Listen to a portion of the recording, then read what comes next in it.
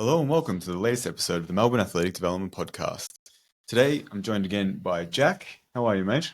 Where else would I want to be, John? I'm sure there's lots of places you would rather be right now.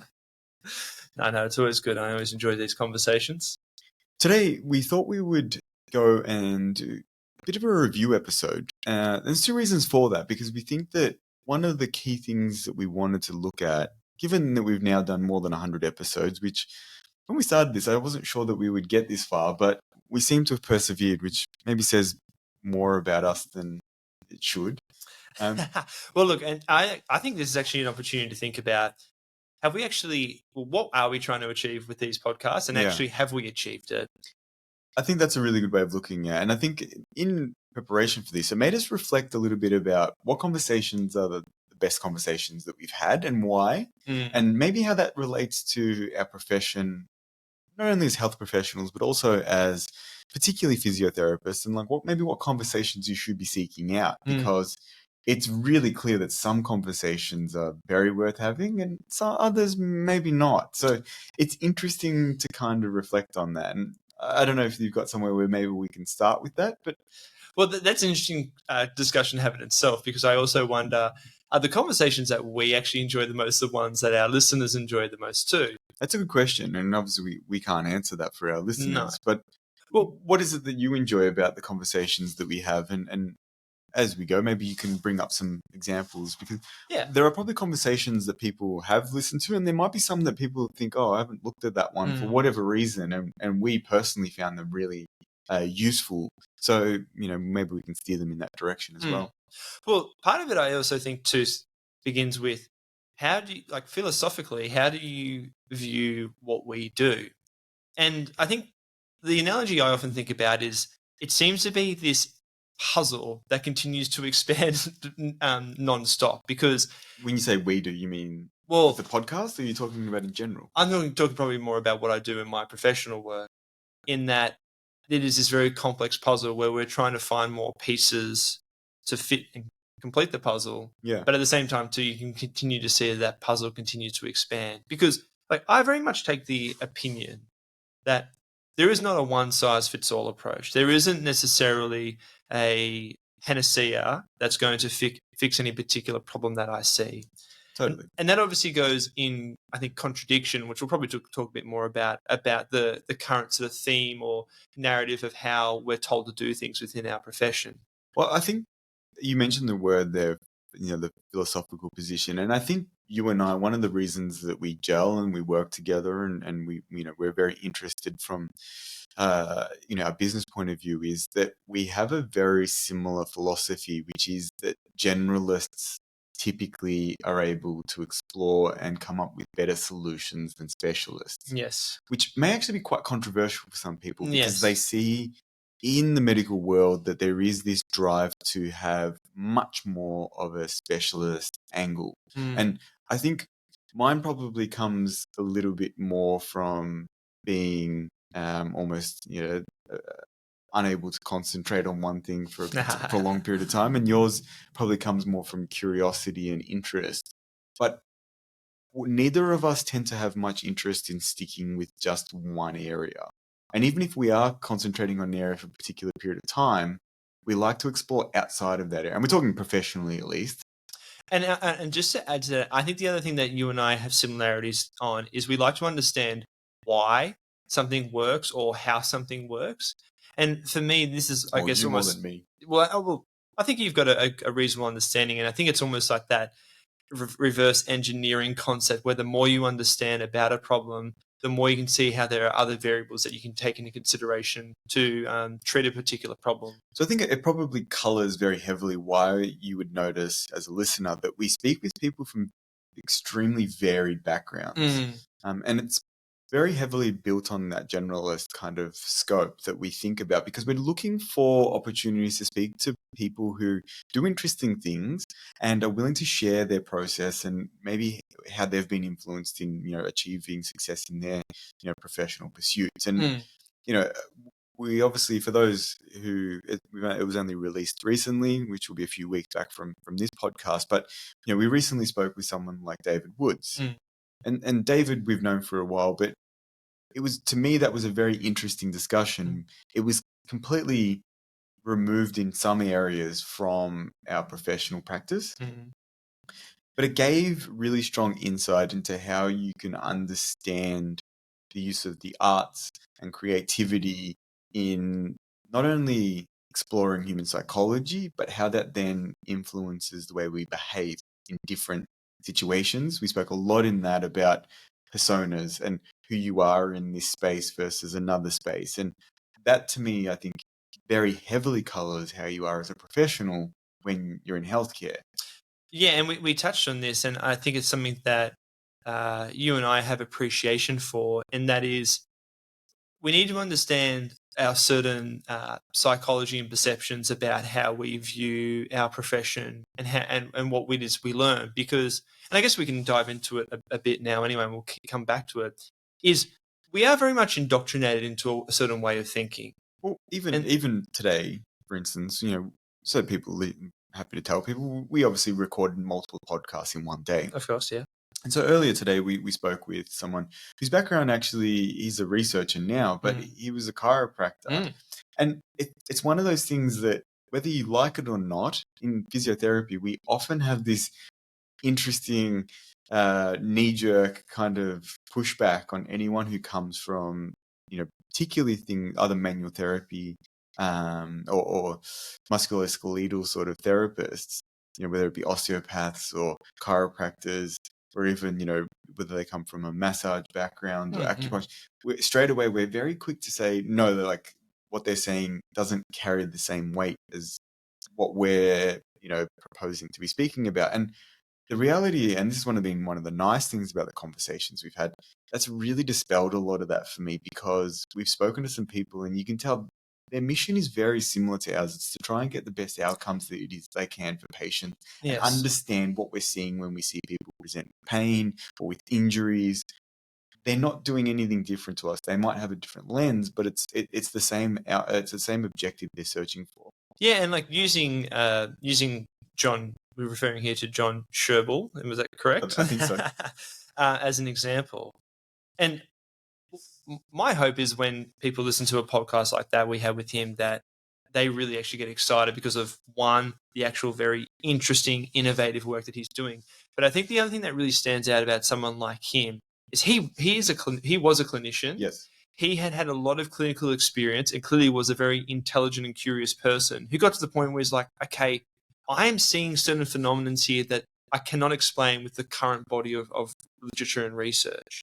And he's probably, I think you and I are similar in that sense, but he's a better person for us because he actually then did the hard yards of going to do the research, which I'm not sure if you or I are have the discipline to do that. But then actually, and it comes from it from that standpoint, because he's come from the standpoint of, I see a phenomenon and I want to understand to solve the problem of what are the mechanisms going on underlying these changes I see within the clinical world. I think actually this is a good point, because I think this is a thread, and it's not always been the case, but it's a thread of the better conversations we have been with people who are, one, at their core, extremely curious.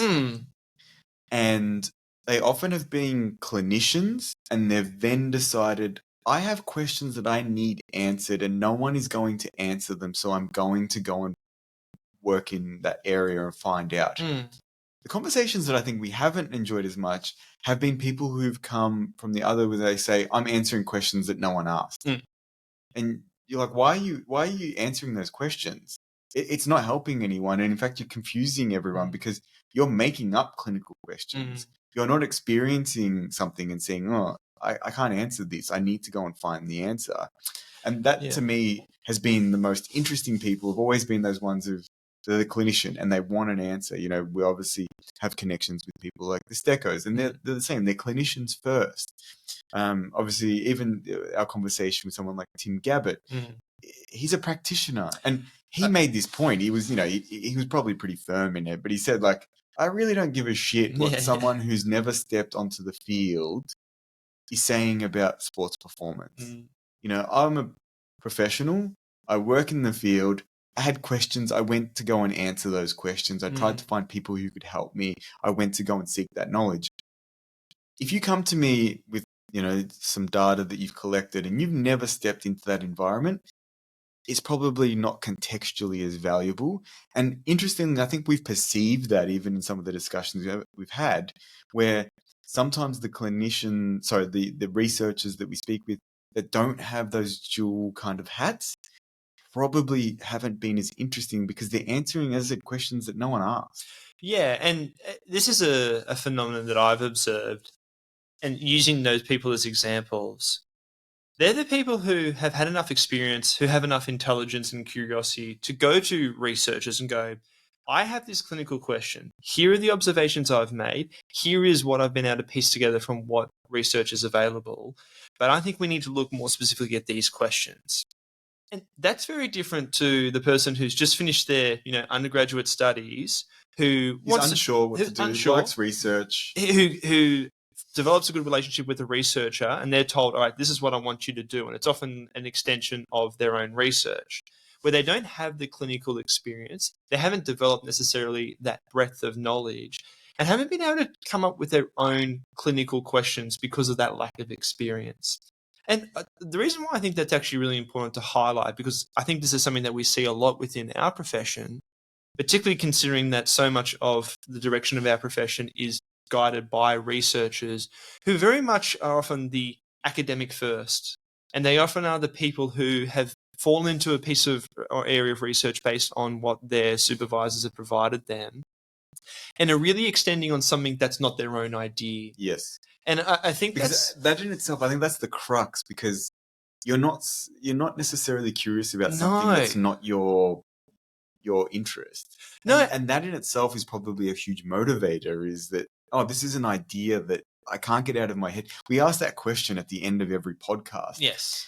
And it's always very interesting because as soon as you ask someone who maybe fits into this category, they're looking at something interesting. They're learning a new skill. They're pushing themselves. They're like, I look at this field. I'm trying to work that out, or I'm diving into this. And you ask someone who maybe comes from that other end of the spectrum, and they go, oh, yeah, I'm just living my life and just trying to survive another week, and you're like, okay. It is interesting because I think there is some sort of connection between those two things, as you said, and sometimes when it's your idea, it's very motivating to keep searching.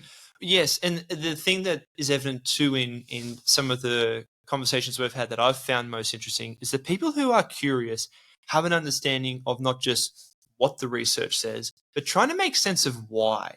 And what I mean by that is they start to have an understanding of some of the mechanisms. This goes into, and we can probably argue about how much you need to know about physiology or pathophysiology. A lot. But, it seems that the more you have an understanding of some of the cellular or molecular mechanisms, the more you start to see about how there are different types of, say, stimulus or different types of systems that lead to a particular outcome. So, an example I think of is some of the work by, say, like Chris Gaviglio with some of the blood flow restriction stuff, where he obviously had a curiosity and started seeing some very significant benefits from blood flow restriction, and particularly for an intervention which was seen for a very long time of you just give that to old people if they're just really low condition, and going, well, hang on a second, this actually creates a very different type of stimulus, yet actually has a very powerful effect on a lot of the adaptations that we are trying to achieve from, say, conventional type of resistance training. And then actually starting to think of, well, with this type of stimulus, what kind of effects do we see on other tissue? Because we all, it's often thought about muscle hypertrophy, which clearly can have a potential role, but maybe we can actually start to see other benefits because of the fact that it creates a different type of metabolic stress that leads to other cellular adaptations, or how those particular metabolic signals may impact the adaptation of tendon or bone or joint tissue. And then, even then, you can start to think about, well, when you think about metabolic stress, how do other type of stresses like thermal stress influence some of these particular molecular pathways, and can that potentially amplify certain adaptations we're looking for? And it really starts to expand your field. And I think particularly for clinicians or coaches who are like, I want to get the best out of my patients, you want to think about whatever interventions you can do to maximize their outcome. I think that's the thing that you pick up really quickly, is if you want to maximize, and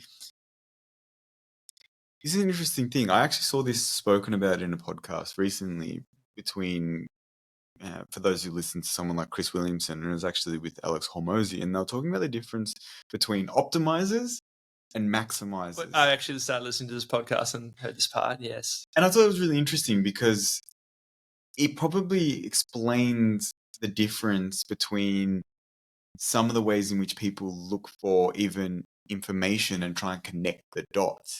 Some people are looking for the answer, and that's that optimizer. Like, I've got the answer, and then there's other people. It's like, I'll throw the kitchen sink at this because I need the outcome. You actually just made me think of one other particular personality trait that seems to stand out with people we've had on that I've really enjoyed. Is one, they're very quick to go, oh, actually, like, you know, if we ask them a question that is something that they are unfamiliar with, they're very quick to be like, oh, actually, like, tell me more. Let's explore that further. And more importantly, too, they're willing to try and fit in the gaps.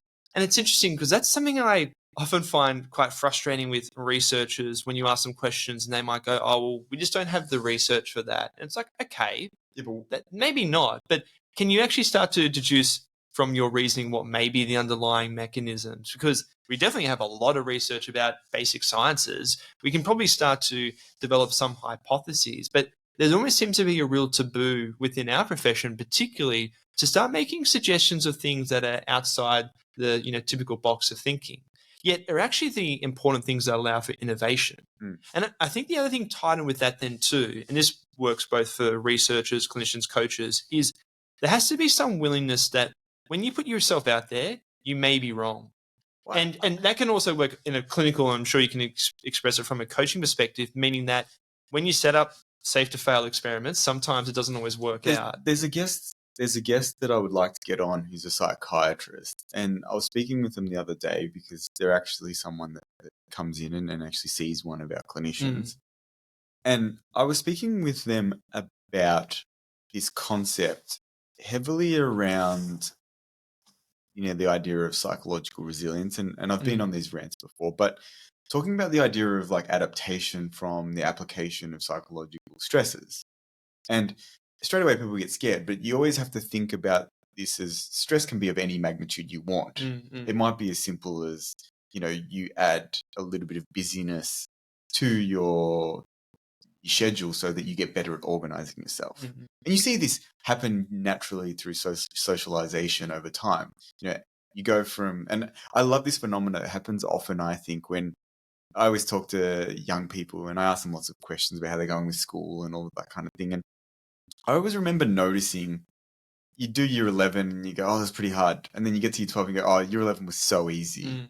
Then you go to year 12 and then if you go into a reasonably difficult university course, you go, oh, year 12 was so easy. I don't know why I was whinging about how much work. And then you do a master's degree and like, why was I sooking about my undergraduate? And then you start working and you go, work so much harder. And then, well, do you ever think about that? I think of back at uni of going, imagine doing uni now, going to an undergraduate. It would actually be a joke.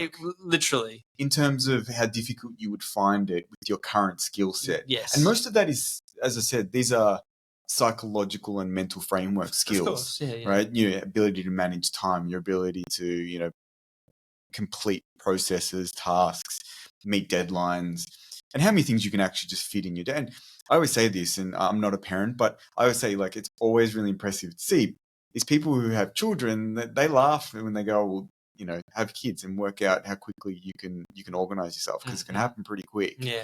Right. So I think that gives you the prime example that, like, the addition of stress is always valuable if it's at the right magnitude, because we've spoken about this so many times, but it's this idea that essentially any complex dynamical system has the ability to adapt. And the only line of communication is stress to that system, or perturbation to that system, whatever you want to call it, right? There are no other communication pathways that work. So you can either keep the stress level the same, and we spoke about that concept that I mentioned to you, like that almost entropic kind of behavior that occurs with the maintenance of that level of perturbation. You can have a reduction, which is going to cause that system to downregulate its requirements, or you can have an addition of a stressor or the magnitude of that stressor, and that's going to cause an upscaling. Now, if that magnitude is too high, it can cause complete failure. But these are the things that I think that you need to consistently be thinking about, because we have no other option but to add some form of stressor to that system. And then I'm just, again, thinking about drawing correlations to interesting people we've had on, the best conversations we've had on, is one, particularly for researchers, the researchers who actually go into multiple fields. Yes. Because that's hard. That's Very hard. Both from the standpoint of, it obviously, I imagine, would take up a lot more time, and it seems that a big thing for researchers is just publish, but also then to moving outside of areas that you're comfortable with. Yes. And the other thing I see too is... Sorry, go on. So, no, because you made a perfect point. The only way to do it, as I said, is to add stress. And we've spoken a million times about this idea of safe to fail experiments. But the word that's key there is fail. That system needs to, whatever it is, it can be a psychological thing or whatever it is, it could be a physical, you need that system to diminish in its capability before it will adapt, because otherwise it's not enough stress to that system to create a stimulus for growth. Yes. It actually needs to be hard. Now, how big you make that failure is up to you. If you do too big, you're probably at risk of damaging the structure overall. But we need to build into our mindset that there is no way forward except through failure. And you mentioned before, those people, this is the tying it all together, the people that are interesting are the ones who are willing to be wrong as often as they can. Now, they don't want to be so wrong that they've question their whole life's work. Yes. They've bet their livelihood on this one answer. But they're very happy to have micro failures in their knowledge. Of course. Oh, I don't know anything about that. Tell me about that. Oh, actually, I need to reconceptualize how I see that problem. They're not taking it as a detrimental and life-ending failure. They see it as this opportunity for growth. And the reason that it is the only opportunity for growth is we cannot learn unless we extend ourselves beyond our current capabilities. And in itself, that is a failure. Yes. And to extend on that, that's something that's very evident when you look at researchers who, I think, stay in their own echo chamber. Yeah. And often will only reflect on their own research or research that they've only been exposed to or agrees with them. And I was just going to say, to add to that, of the people you meet who collaborate then with other researchers who may not necessarily always align with the same belief systems. And again, I think of, just because we did it more recently, we've interviewed, say, Antonio Stecco, we recently interviewed John Sherbel, and they have been doing some collaborations which John talked about. Now, they obviously are both interested in the same field, myofascial pain. But in terms of some of the mechanisms underlying what they think contribute to it, there are differences between the two. But what they've actually done is collaborated to go, well, let's put together a model that actually includes this different opinions. And he mentioned that. He mentioned how, they've done this review paper that's about to come out, and it's a collaboration of all of their ideas. They're trying to find that and navigate, I've spoken about that idea of the golden path. They're trying to find the truth, and they're trying to say, okay, I'm coming at it from this angle, you're coming at it from that angle. How do we get onto a path that we think is the right direction to get better outcomes for the people that we work with? Yeah, and look, I think for me, at least personally, it helps you to make sense then too of going, well, I don't think that there's a one-size-fits-all approach. Not at all. And it's very evident clinically that you may see two people present with similar types of problems that have very different prognoses or management plans to get them better. And this is reflective of the fact that whenever you start to learn more about a phenomenon in a complex system, i.e., a musculoskeletal injury or pain, you start to realize that often there are multiple mechanisms or causes. And actually, more often than not, these different mechanisms or causes interact with each other. And then really starts to expand your understanding of, okay, well, this is why this intervention seems to have a bigger effect on this individual, or why modifying these particular variables with this intervention, whether it's manual therapy, exercise, whatever it could be, seems to elicit potentially a larger benefit in reducing pain or improving their performance, as an example. And it's only through expanding your knowledge by exposing yourself to different ideas and building upon looking at the basic science to build up an understanding of key principles associated with a particular pathology or from a performance standpoint, that, okay, there's a lot more things I need to consider than just a simple thing of, I give someone isometrics with I always find it funny because I sit there in some of the podcasts and all I'm doing is thinking is like, how can I use this? Yeah. Like, I like this idea. How can I use it? I want to use this. I think that that's a key thing, that as soon as you find something that you might have some benefit, I always find that I'm attracted to wanting to sort of experiment with it. And I think that openness is something that you see not only there's people seeking knowledge, but also people using the knowledge. Oh, and look, one of the reasons why we started this podcast is because we're interested to expand our own knowledge and obviously then share that with our listeners, because, well, we hope that we're on the same journey of like, look, we're just here to try and get better. And it's very evident when the conversations that we have when you're stopping and thinking about, okay, this is interesting, as opposed to, okay, this is just a regurgitation of the same narrative I've heard from many other people. I wanted to ask you, because I think there's something interesting, and we spoke about this actually from a business sense recently, which was this idea of people who get attached to process versus the people who get attached to outcome. Yes, yeah. And we've had some really interesting people on. Like, I think back to, say, for instance, the coaches. I think back to someone like Justin Rinaldi. And, the first question I said was, how do you get someone to run 800 meters and 144 for the 800? We said, well, you run 51 for the first lap and you run 53 for the second lap. And it's such, I know that he knows this, but it's such a brilliant and beautiful and eloquent way of saying there is an outcome, and your job is to find a way of getting there, right? And it was just such a beautiful answer. Well, and the thing I think of straight away then too, John, and again, this is a criticism I think for a lot of people out there who may be criticizing everyone, Jack. Maybe pushing a particular way of how we treat things, is it's the pursuit to intellectually justify that you're right, as opposed to the outcome of like, well, didn't get the outcome. No, exactly. Yeah. So like, who cares about what you necessarily do? If you get a good outcome, isn't that the most important thing? I think, unfortunately, though, there is a little bit of, and we've spoken about this so many times, but that unwillingness to give up, say, the mechanistic understanding because they want to fit into this idea of evidence-based practice. And I think, which we've talked so many times about this before. But I think I agree with you. I think the big thing that you have to kind of be open to is, if you are getting a particular outcome and you know that it works, your job is not to say, I'm not going to use it because I don't know the mechanism. It's to go and find what that mechanism is that's working.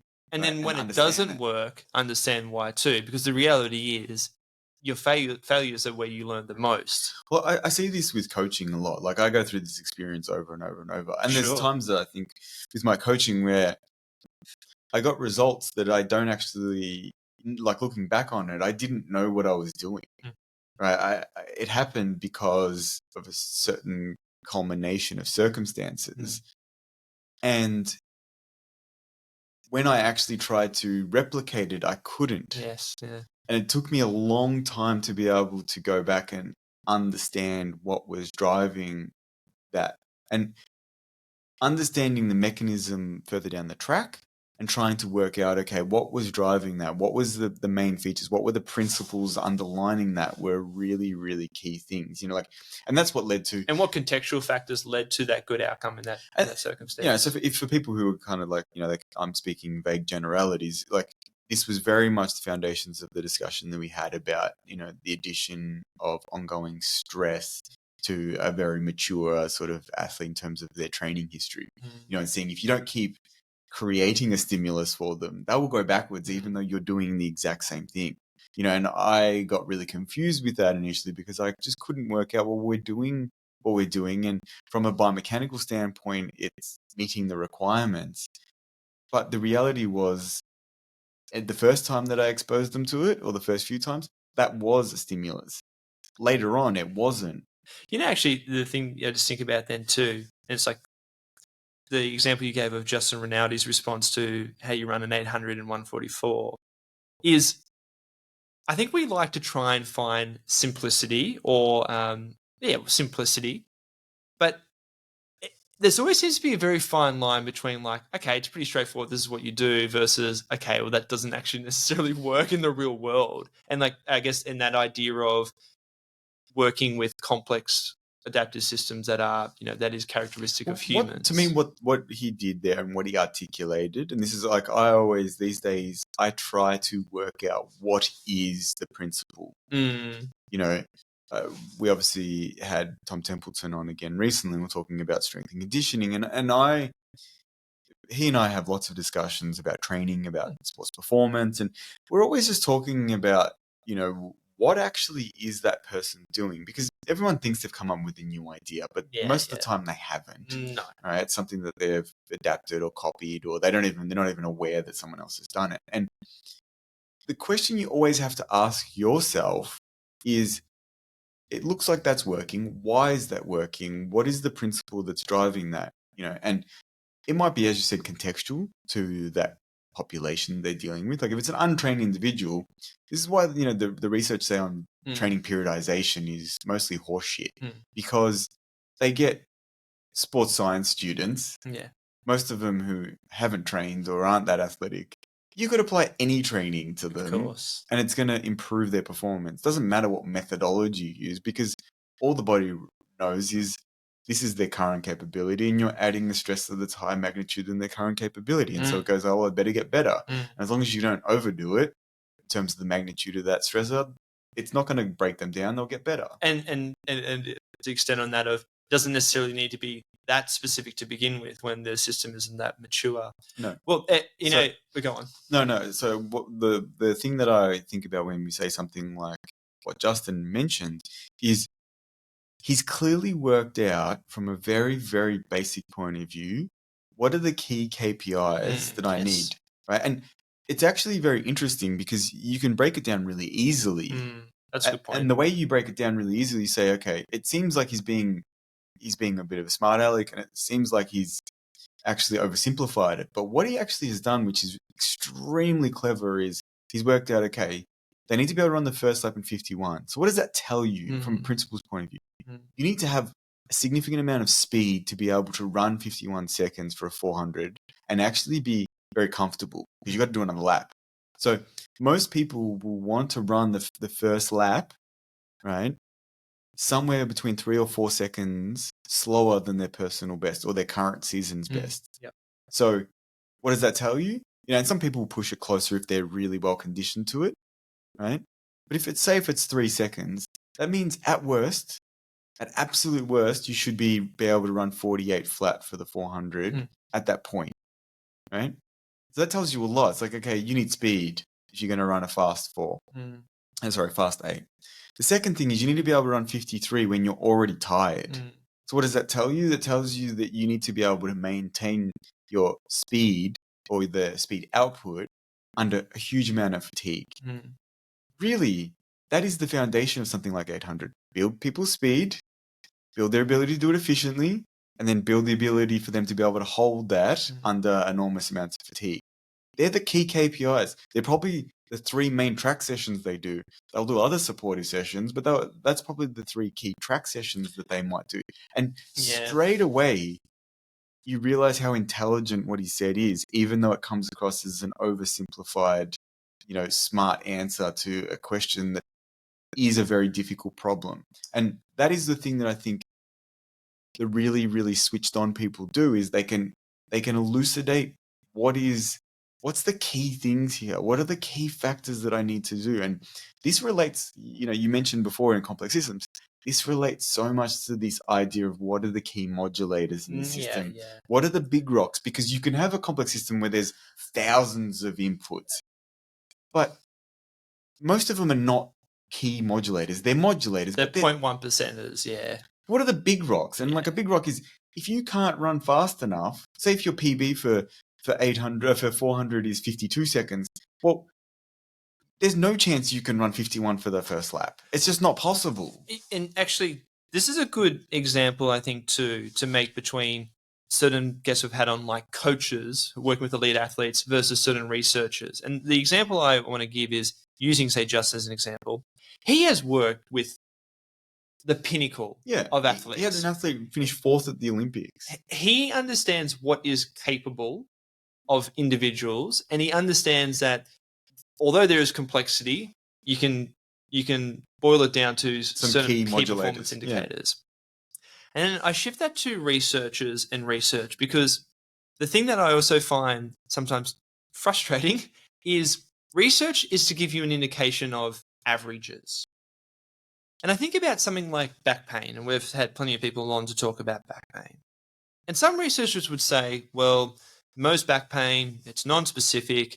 If someone's got back pain for more than 6 weeks or whatever it is, it's chronic and the prognosis is poor.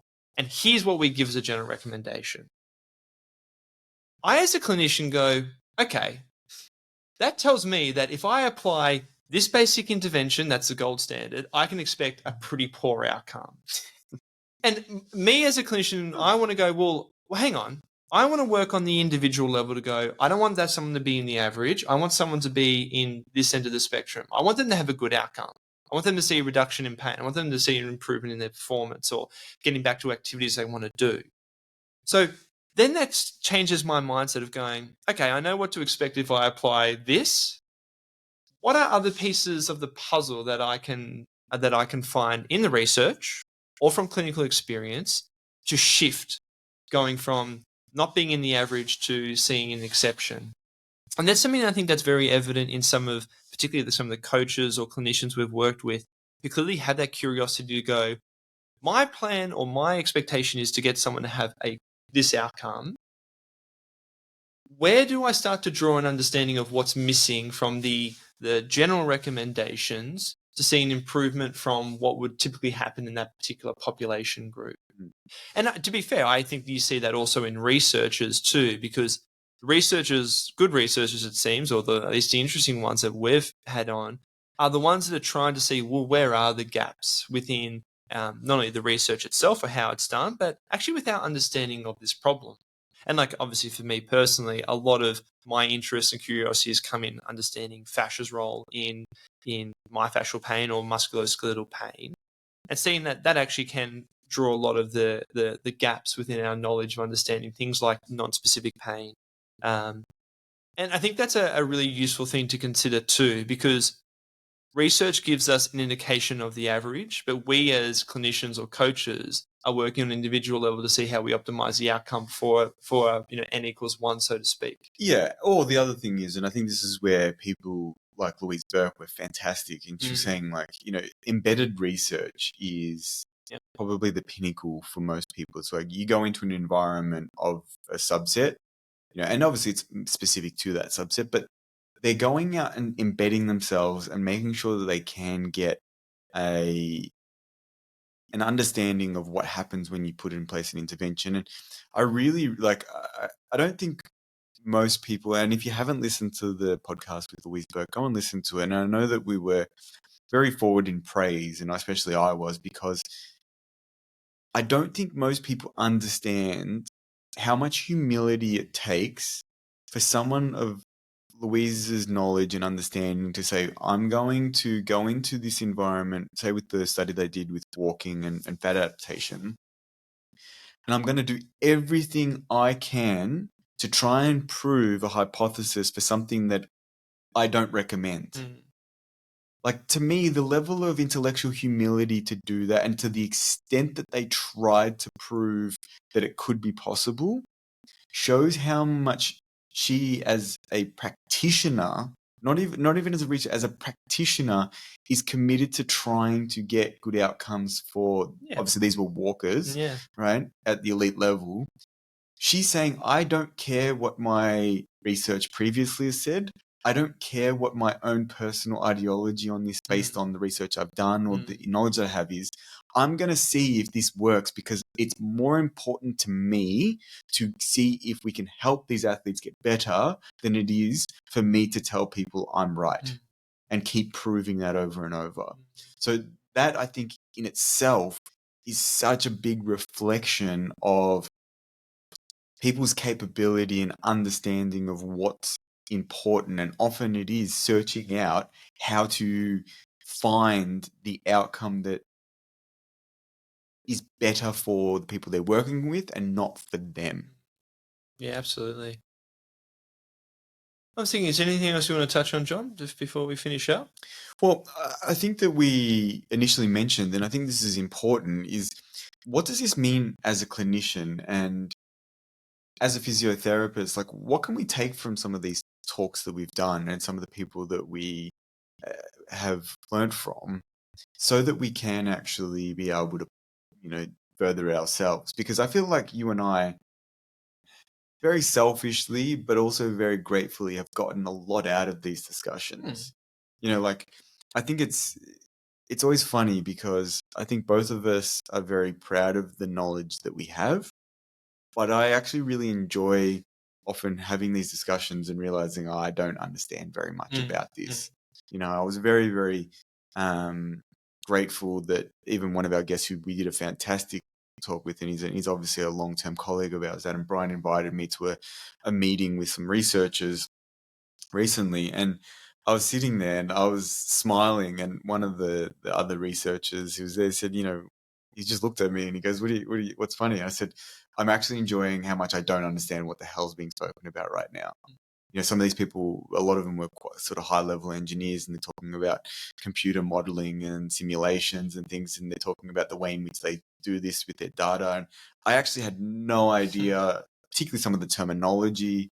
I was following what was going on, but it was really interesting. I was like, wow, okay, this is so humbling, but this is so enjoyable. And it's that saying, I don't know where it comes from, but it's like, you never want to be the smartest person in any room. And that is so true. And I think that's one of the things that I've taken from the discussions we've had is, and I think both you and I personally take some disappointment when we have a guest on and we go, yeah, we learned nothing from them, right? Because selfishly, we want to be the dumb people in the room. We want to be sitting there going, oh shit. You know what I actually like is, sometimes you think of, hey, I'll ask this good question, and you ask it, and the person gives you a response of going, you're asking me a question at this level, I'm sort of thinking at this level.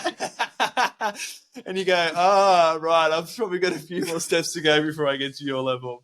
But look, the thing I see the purpose of this podcast for us and our listeners is it's really meant to be a spark or a catalyst. Because I think we do a pretty good job of trying to actually get people from different backgrounds with different knowledge to be able to spark different ways of thinking. But I think it's really important to understand that is just the starting point, because part of it is to, one, probably go away and learn more about that particular topic or about that particular person. But then, two, to actually start tinkering of going like, well, what do they do? Or how does that actually influence what I program or how I view this particular problem?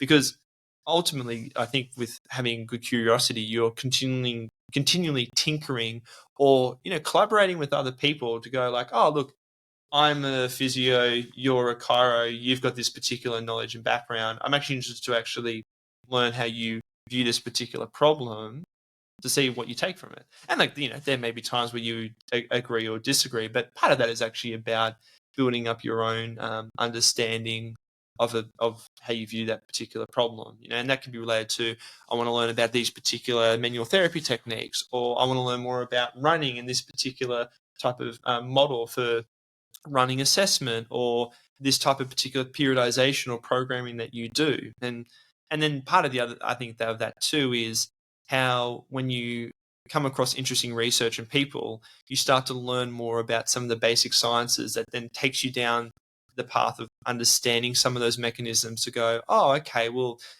what happens with this particular variable and how does that influence the changes in that particular response? And part of that is then also then playing it clinically and going, well, that didn't work, or that actually was interesting but didn't have the result I actually wanted.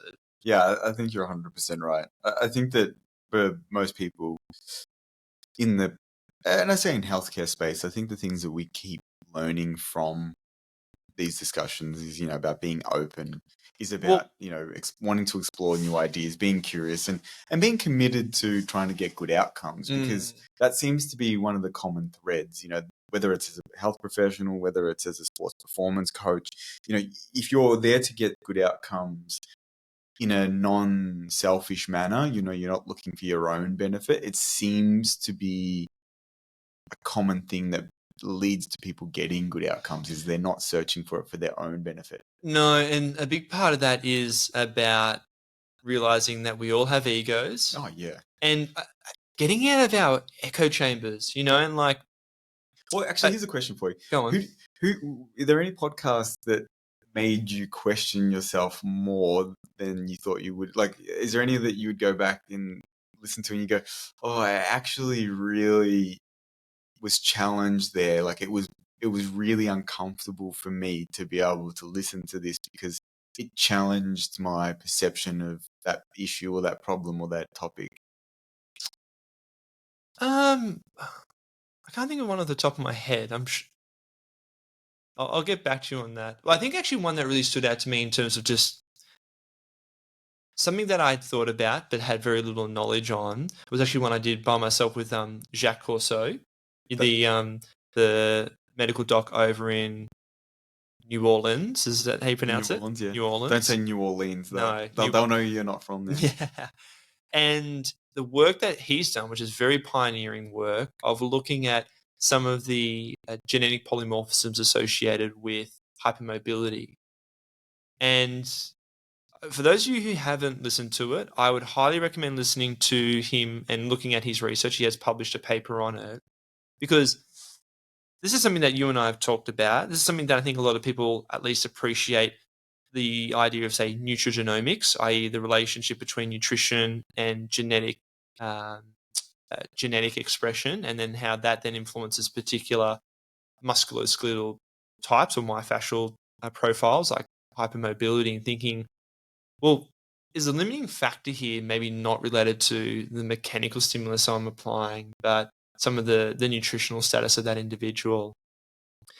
And it seems very evident that that is such an important thing to consider. And we could extend not just on nutrition, but thinking about systemic health. And I know for me personally, because it was the same for you and I when we were at uni, is like we got taught the biopsychosocial model, and we know that there are different systems, both physical and non-physical, that influence someone's state. But it was kind of this very vague, non-specific model of like, oh, you've got to consider someone's, psychology. And it's like, which, I mean, I'm not saying you don't, you absolutely do. But there's actually very well understood mechanisms for how these things influence musculoskeletal problems. And the diet stuff, I just feel like we're only just scratching the surface of understanding its importance in maximizing outcomes. Well, yeah, that reminds me. I think we've got to search out a couple of people because obviously things like, microbiome is a massive area. Yeah. I think we actually should look into, and, a big area that I started looking into it at a very brief level was, the idea of psychobiotics. Yes. I think it's something that we probably should actually explore a little bit more. Yeah. Is there any for you in particular, John? I don't know any that necessarily. There's been some ones that I've really enjoyed, and as in parts they extend you because you're like, okay, I don't really understand these mechanisms that well. Are there any ones actually for you? Because you obviously have a big part of what you do is coaching as well, and we've obviously had a lot of coaches. Which, for when we talk to them, I do get stuff out of it too. But you probably have much more an ability to directly infer what that does to your coaching. Have you ever had any coaches where it's really challenged what you do, or maybe even more importantly too, you've thought, no, I disagree with that, but have maybe changed your mind on over time?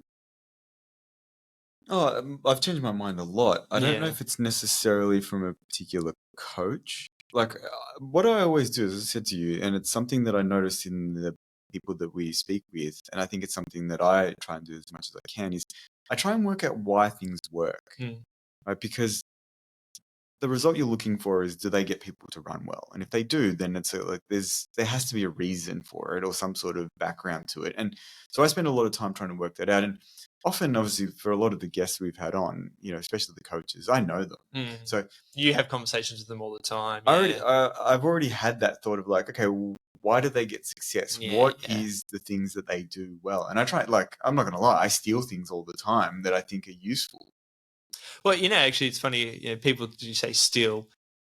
I think of originality is so individual in that sense. Like you doing something for the first time is original, and it helps you to understand what works and what doesn't work, even though I'm sure plenty of other people have done it in the past. Yeah. So I wouldn't say necessarily anyone's maybe completely changed my mind. I think you're always evolving, and I feel like it's one of those things too. If your practice isn't evolving, then you're probably not doing it right. I don't know. Is that fair? It actually, you just talk about it like, why do we do this podcast? It's like, because I don't want to get bored. Yeah, I want to keep evolving. Yeah, absolutely. Keep developing knowledge. In terms of the podcast that I've really enjoyed, there's been heaps of them, but like I really enjoyed the one with John Hawley. I thought he was so personable. I thought Louise Burke was fantastic. Obviously, their husband and wife. I mean, we're always going to probably have a bit of recency bias because we've done quite a few now. But I think of Sarah O'Reilly Harbidge, she was fantastic. Surgeon. Obviously, she was quite recent as well. But even like as I said, I really enjoyed. There's been a number of surgeons that we've had on. I really enjoyed our talk with Julia Kirby. I thought she was very open and honest with us about, where practice is at and, and what we could get out of that. We obviously had some really fantastic ones on a number of different, we had biomechanists and there's just been a number of, one that stands out as well, and it wasn't that long ago, was, David Bem. Actually, Avish, I also really enjoyed the conversation with Avish. Yeah, Avish was fantastic as well. And a good example of someone who really has a good understanding of the science. Well, with him, and he's a perfect example of this as a professional, obviously he has his PhD that is in, heat and altitude acclimatization, and he did that through the AIS. But his role, and it's funny because everyone says, he's an exercise physiologist. But as he said to us, I'm not actually an exercise physiologist. I'm a performance scientist. And that lends itself to that breadth, to that breadth of understanding. So, yeah, he was fantastic to have on. And obviously, because I know him reasonably well and we could be a little bit more personable, I feel like we were able to get some quite honest answers from him about where performance sits and where it doesn't. I'm actually about to say, I feel like we should look over all the guests we've had, because I'm sure there'll be some ones that when you sparks your memory, you go, that was actually fantastic. There's been lots of fantastic ones. I think for people who are interested, if you have made it this far in this podcast and you want some ideas on which podcast might be useful for you to listen to learn, and it's on a particular topic, reach out to us, because I think that there is opportunity for us to say, okay, if it's on running, there's a whole series of coaches and a whole series of discussions we've had with either myself or Sam or the other one Tom. I actually think of is it's John Madison, isn't it? The hormesis stuff? No. It's Madison, I'm sure. No, I don't believe it's John Madison. You keep talking. I'm going to quickly look it up. That one was fantastic. Yeah, it was very good. That was one of the best ones we've done, actually, to be honest with you. We did some really good ones when we were recording at your place, Jack. Maybe we should go back to that, John. I don't know if it was the environment or what it was, but it was they were some of the best ones that we did. Mark Matson. The one with Mark Matson was fantastic.